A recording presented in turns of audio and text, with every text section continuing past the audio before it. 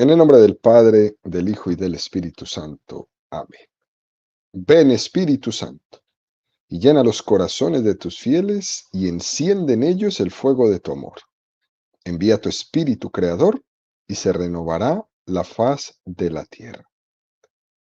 Estamos estudiando el Catecismo de la Iglesia Católica, su tercera parte, la vida en Cristo, segunda sesión, los 10 mandamientos. Capítulo primero, amarás al Señor tu Dios con todo tu corazón, con toda tu alma y con todas tus fuerzas. Artículo tercero, el tercer mandamiento. Recuerda el día de sábado para santificarlo. 6 días trabajarás y harás todos tus trabajos, pero el día séptimo es día de descanso para el Señor tu Dios. No harás ningún trabajo. El sábado ha sido instituido para el hombre y no el hombre para el sábado, de suerte que el Hijo del Hombre también es Señor del sábado. Continuamos subiendo el monte Sinaí de la mano de Moisés a recibir los 10 mandamientos. Son 2285 metros que mide el monte Sinaí y el catecismo nos invita a recorrerlo de la mano de los 505 números que tiene destinados al estudio de los 10 mandamientos. Es decir, subiremos 4 metros del monte Sinaí por cada número del catecismo que estudiemos. Hoy estamos en el metro 488 de altura. También estamos en el segundo apartado de este artículo, donde el Catecismo dedica 15 números al estudio del tema que tiene como título El Día del Señor, el Día de la Resurrección, la Nueva Creación. Vamos a profundizar en los números 1275 y 1276. Número 2175 del Catecismo de la Iglesia Católica dice: el domingo se distingue expresamente del sábado, al que sucede cronológicamente cada semana, y cuya prescripción litúrgica reemplaza para los cristianos.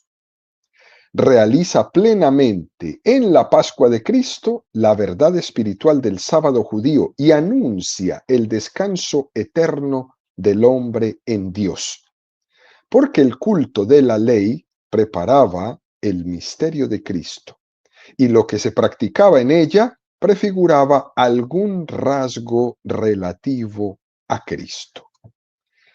Y termina este número del catecismo haciendo una mención de una cita, de una epístola de San Ignacio de Antioquía, muy hermosa, que dice: los que vivían según el orden de las cosas antiguo han pasado a la nueva esperanza, no observando ya el sábado, sino el día del Señor, en el que nuestra vida es bendecida por Él y por su muerte.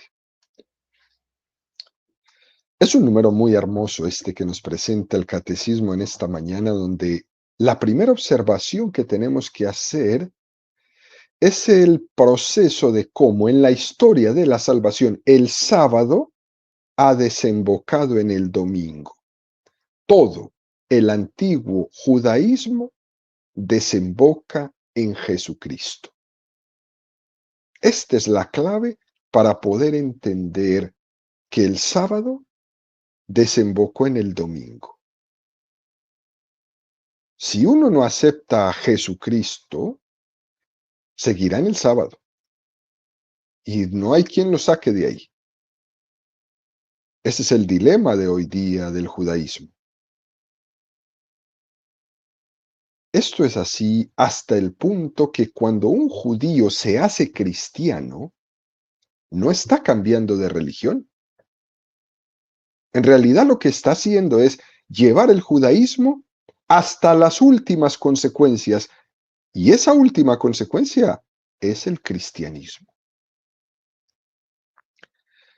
Hay una anécdota muy hermosa de un hombre grande, muy importante, que era el cardenal de París. Él era Monseñor Aaron Jean-Marie Lustiger. Este señor fue arzobispo cardenal de París de 1981 hasta el 2005. Él era hijo de unos padres polacos judíos. Él era judío. Ellos tenían y vivían en París porque eran dueños de una tienda de ropa. Cuando el ejército alemán invadió Francia, sus padres tomaron al niño y lo enviaron a una tía, a una familia católica que vivía en Orleans, para que el niño fuera custodiado allá. La madre fue capturada y enviada al campo de concentración de Auschwitz. En el año de 1999, ya él como cardenal de París, el cardenal Lustiger, el día que se hace el recordatorio del holocausto judío, es muy normal que se leen la lista de los nombres de los judíos que fueron apresados, deportados y asesinados. El cardenal le tocó en ese año hacer la lectura de los nombres. Y él estaba haciendo la lectura de los nombres cuando llega al nombre de Gisèle Lustiger. Y él hizo una pausa. Inmediatamente se le vinieron las lágrimas en sus ojos. Y dijo, es mi madre. Eso fue un efecto impresionante en ese momento, en ese resurgimiento que tenía el pueblo francés de ese antisemitismo, ¿no? Eso fue electrizante haberlo escuchado. Él tenía 13 años cuando lo mandaron a esconderse de los nazis. Y él, en el contacto con esta familia católica, se convirtió al catolicismo. Y no se convirtió al catolicismo para escapar de la persecución de los nazis, porque los judíos no se libraban de los nazis, aunque dijeran que practicaban otra religión. Tampoco por razones traumáticas. Se convirtió porque conoció a Jesús.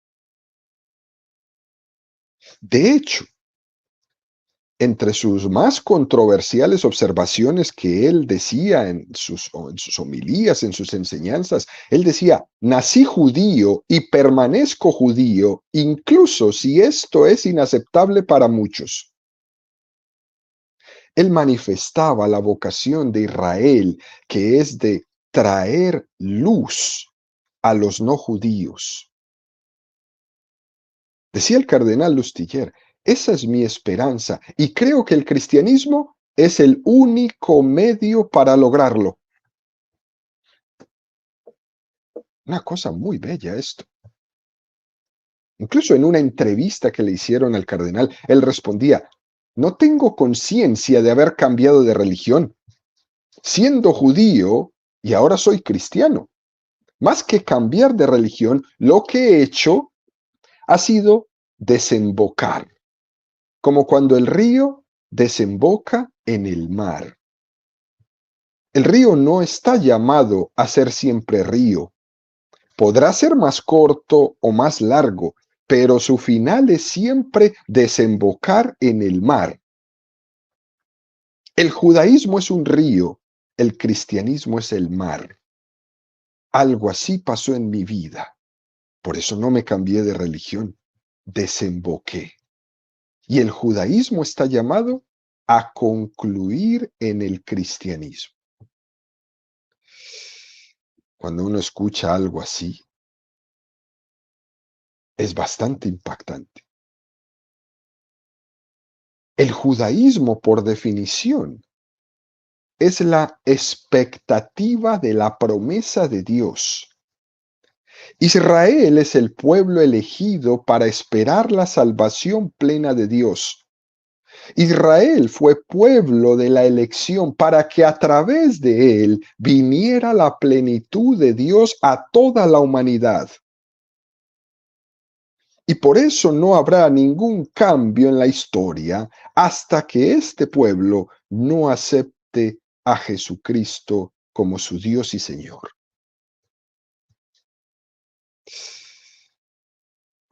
Es decir, que nos falta bastante.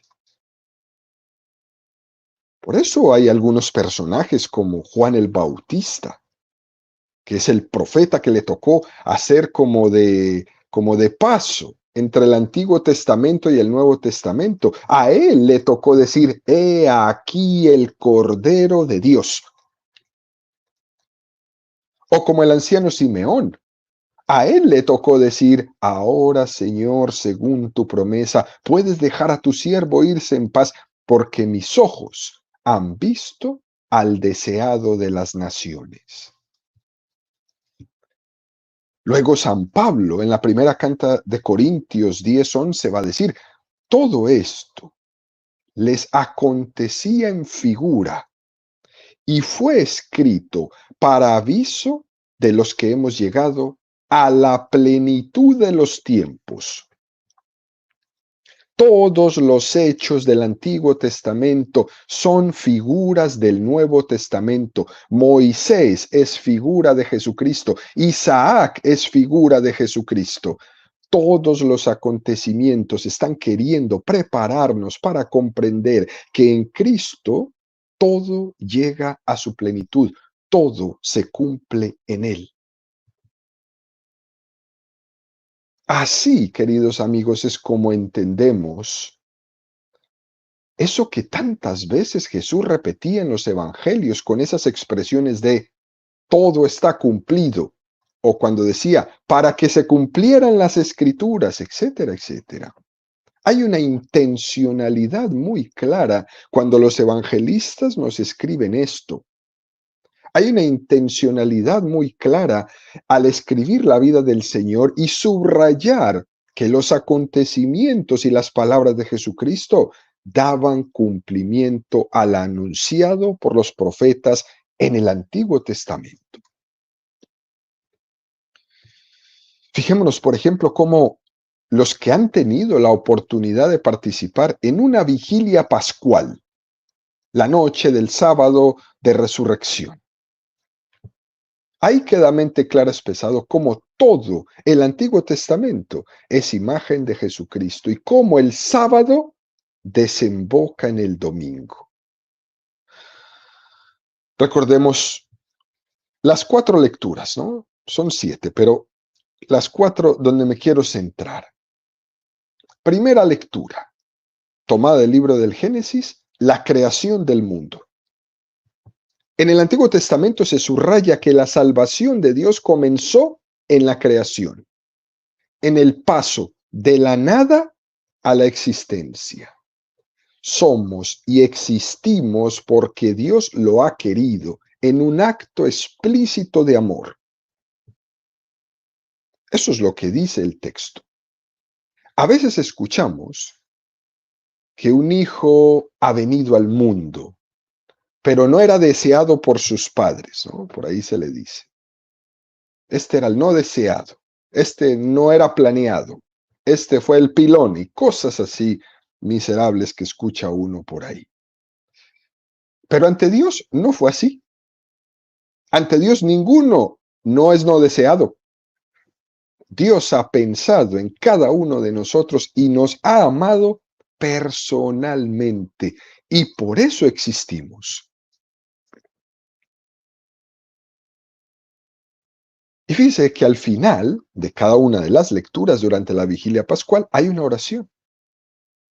La oración de esta primera lectura es preciosa. Dice, Dios todopoderoso y eterno, admirable siempre en todas tus obras, que tus redimidos comprendan cómo la creación del mundo en el comienzo de los siglos no fue obra de mayor grandeza que el sacrificio pascual de Cristo en la plenitud de los tiempos.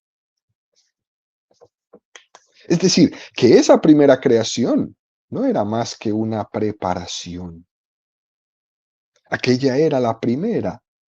La segunda era la nueva creación y es la que va a ser Jesucristo. Luego viene la segunda lectura, también tomada del libro del Génesis, el sacrificio de Isaac. Ahí se hace referencia a que Abraham estuvo dispuesto en ese acto de confianza y de abandono en Yahvé a entregar a su hijo Isaac en sacrificio. El hombre que intenta ofrecer sacrificios a Dios sin que tengan la capacidad de que sean salvíficos para Él. En este caso, Dios no acepta este sacrificio, porque ese hijo Isaac es imagen de Jesucristo, que es el que va a ofrecer el sacrificio auténtico. Ese que nos iba a liberar, que nos iba a redimir, que nos santificaría, no Isaac. Es imagen de la entrega al Padre de Jesucristo en el sacrificio de la cruz por nuestra redención. Tercera lectura. Se toma del libro del Éxodo, el paso del Mar Rojo. El pueblo de Israel vivía en la esclavitud y Yahvé le permite pasar del estado de esclavitud al estado de libertad. Hoy esclavos en Egipto, mañana libres en Jerusalén. Qué cosa tan bella, ¿no? Y esto configura la historia y la conciencia como pueblo de Israel. De hecho, ese pueblo va a nacer en el desierto. Aquello no era sino una figura del paso definitivo de la esclavitud a la libertad que Jesucristo nos prometió realizar en su muerte redentora. Él nos permitió en su muerte ser libres del pecado. La auténtica esclavitud no era la del carcelero, sino que es la del pecado. Todos somos esclavos del pecado. Ese es nuestro auténtico verdugo. Y Jesús va a desatar esas cadenas.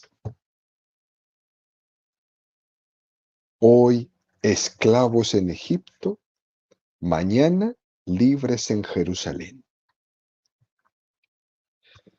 Luego viene la cuarta lectura, tomada del libro de Isaías, la promesa de la alianza perpetua.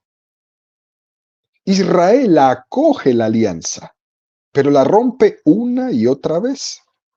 No estaban preparados para hacer alianza. Dios sí, el hombre no. Se nos promete un agua pura que nos purificará de todos nuestros pecados. Os daré un corazón nuevo. Arrancaré de vosotros el corazón de piedra y os daré un corazón de carne. Y todo eso tiene lugar en Jesús. Él es la alianza eterna que el Padre traza con nosotros. Es el agua pura. De su costado en la cruz brotaron fuentes de agua pura que nos purifican. Jesús es el que nos da un corazón nuevo. ¡Qué gran novedad es todo esto! Y es tan grande que algo tuvo que ocurrirle a los apóstoles para que ellos fueran capaces de cambiar el sábado por el domingo. Algo que estaba tan profundamente metido en la cultura del pueblo de Israel como era la vivencia del Sabbat. ¿Qué fue lo que vivieron estos apóstoles para haber sido capaces de cambiar el Sabbat por el domingo? ¿Qué aconteció para que unos apóstoles que estaban asustados por la muerte de Jesús, por haberse quedado solos, algunos de ellos decepcionados de este gran hombre que había dicho y que había prometido y que ahora había muerto y ya no sabían nada? ¿Qué pasó en ellos para que comenzaran a ser testigos de Jesucristo? Y la única respuesta es la inmensa novedad de la resurrección de Jesús. Eso fue lo que pasó. Que se dieron cuenta que había resucitado. De ahí que el catecismo termina este número haciendo mención a, esta, eh, a este pensamiento de San Ignacio de Antioquía, uno de los primeros cristianos, estamos hablando de el inicio del siglo II, y San Ignacio decía, los que vivían según el orden de las cosas antiguas han pasado a la nueva esperanza, no observando ya el sábado, sino el día del Señor, en el que nuestra vida es bendecida por Él y por su muerte. Por eso Jesús insistía tanto en esa imagen de a vino nuevo, odres nuevos. No atarnos a nuestros hábitos, que no sean una esclavitud para nosotros. A vino nuevo, odres nuevos. El vino nuevo es Cristo resucitado. Y los odres nuevos son el domingo y nuestra vida de santidad. El vino nuevo es Cristo resucitado y los odres son el día domingo y nuestra vida de santidad. Si Cristo ha resucitado, debe de ser celebrado de una manera nueva para que nosotros tengamos una vida nueva. Luego el catecismo da un paso más y nos presenta el número 2176, que dice: la celebración del domingo cumple la prescripción moral inscrita en el corazón del hombre, de dar a Dios un culto exterior, visible, público y regular, bajo el signo de su bondad universal hacia los hombres. Y esto es tomado de la Suma Teológica de Santo Tomás de Aquino, que estamos celebrando el día de hoy. El culto dominical realiza el precepto moral de la antigua alianza, cuyo ritmo y espíritu recoge, celebrando cada semana al Creador y Redentor de su pueblo. Qué cita tan hermosa, ¿no? Nos trae a la reflexión de que en realidad la celebración del domingo cumple 3 preceptos. Primer precepto, el precepto de la ley natural. Segundo, el precepto de la ley divina. Y tercero, el precepto de la ley eclesial. Qué cosa tan hermosa. El domingo nos trae el cumplimiento de estos 3 preceptos: ley natural, ley divina y ley eclesial. Al dar culto a Dios semanalmente el domingo, le proporciona que el hombre tenga una regularidad en ese culto a Dios. Y eso forma parte y está inscrito en el corazón del hombre. La ley divina da un paso más y dice: santificarás las fiestas. Es decir, lo que está inscrito naturalmente en el corazón del hombre, que es dar culto a Dios, también está inscrito en la ley divina: santificarás las fiestas. Y entonces la iglesia, ¿qué dice?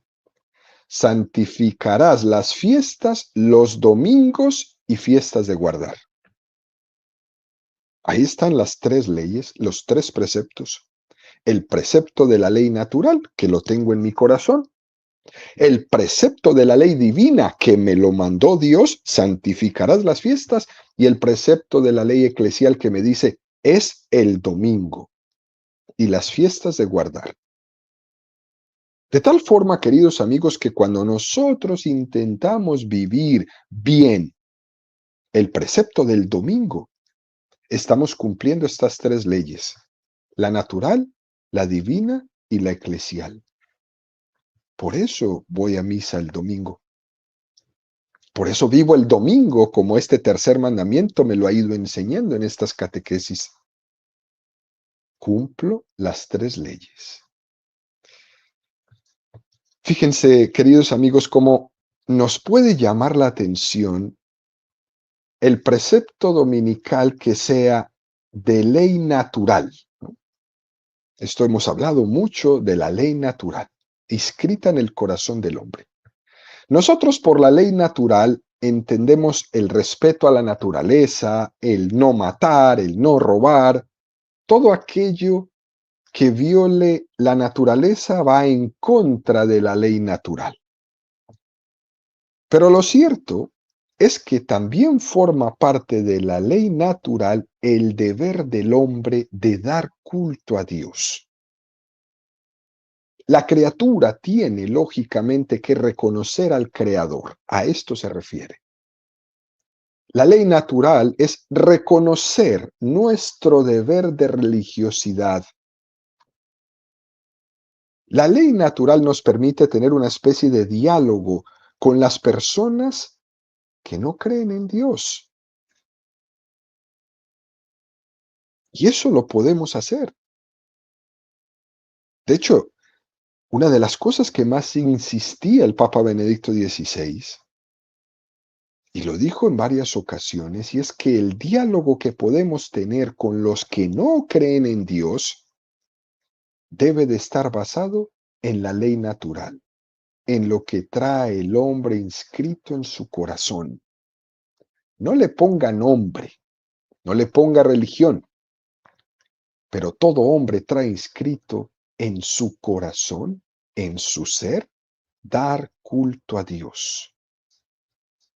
Llevémonos a descubrir cuál es ese Dios verdadero. Y eso me lo va a permitir la ley natural. ¿Eh?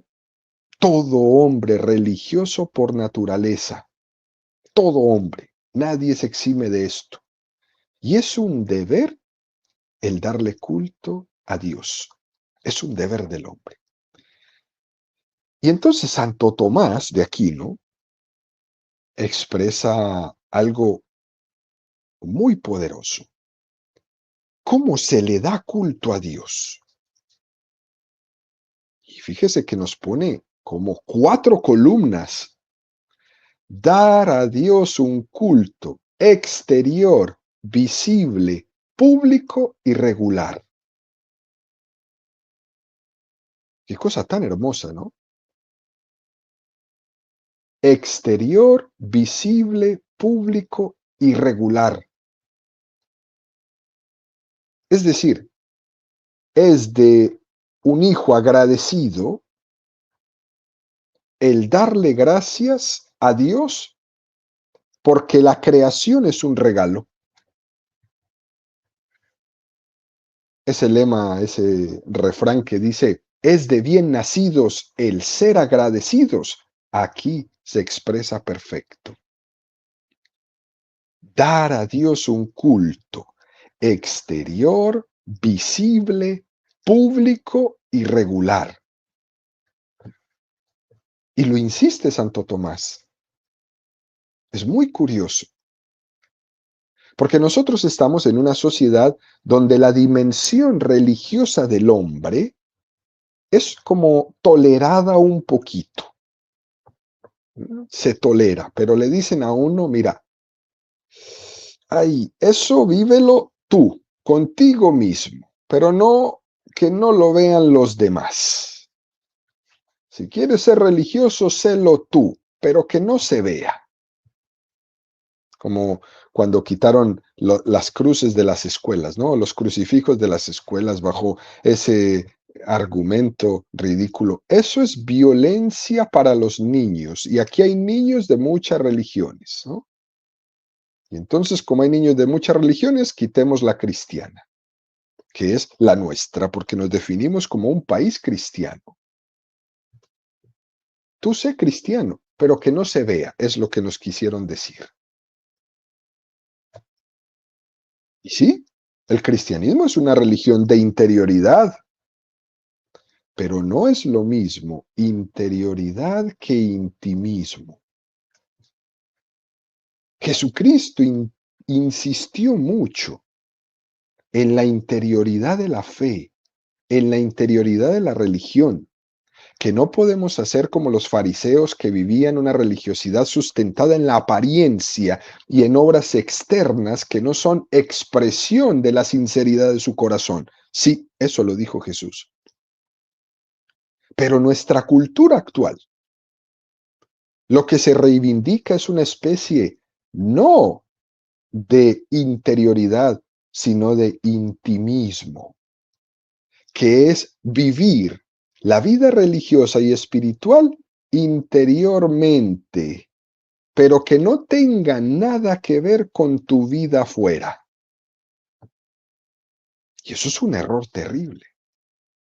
De tal manera que una cosa es mi vida interna y de sentimiento religioso y otra mi vida social y moral externa. Y eso es un error, eso es una vida doble. Y tenemos ahí un gran problema. Personas que dicen rezar mucho, pero exterior y socialmente votan porque se aprueben leyes de aborto. Eso es una duplicidad de vida. ¿Usted qué está rezando? Personas que dicen rezar mucho y votan porque se apruebe la pena de muerte. Espérame, ¿tú qué estás rezando? Eso es una duplicidad de vida, etcétera, etcétera, ¿no? Y por eso es que Santo Tomás de Aquino tiene una gran fuerza en esta expresión de las 4 maneras como se tiene que dar culto a Dios. A Dios se le tiene que dar culto de una manera exterior, visible, pública y regular, sin miedos. Que toda nuestra vida se tiene que traducir exteriormente, visiblemente, públicamente.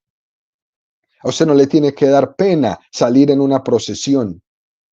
No, ¿qué van a pensar los demás? A Dios se le tiene que dar culto públicamente. ¿Qué han hecho con nosotros? Métanse dentro de sus casas, métanse dentro de sus iglesias, métanse dentro de sus parqueaderos y háganlo todo allá adentro. Pues no. Santo Tomás lo que dice es exterior, visible, pública y regular, sin imponerle nada a nadie, pero sin dejar de darle culto a Dios como Él se merece.